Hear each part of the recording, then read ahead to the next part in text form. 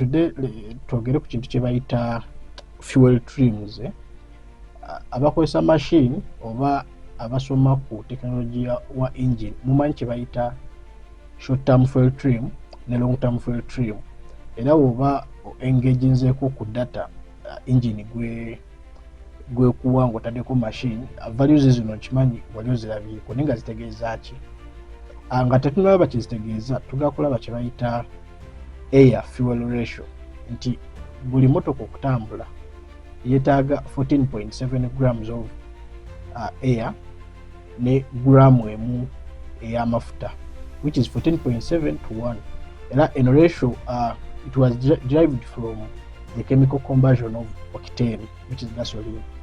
So buli motoka bweba etambula, computer y'emmotoka making sure nti maintaining eno ratio so that emmotoka etambula normally, but due to given circumstances this ratio usually fluctuates.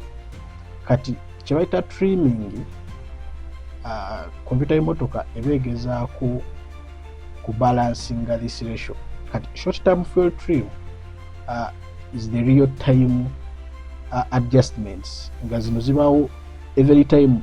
It is the real time, how can I say, nti kino kibaawo mu real time ng'oli kuvuga.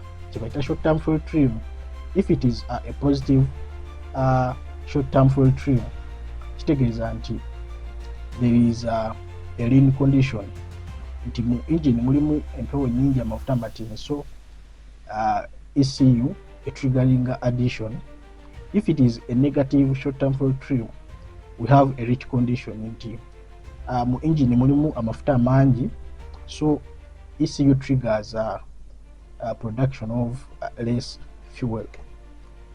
Kati kye bayita long term fuel trim enebanga average ya short term fuel trim, nti wovugira let's say for about 1 hour, computer emanya average ya short term fuel trim yabadde etya, nti over time it has been a positive short term fuel trim, tubadde twongeramu those little amounts of fuel.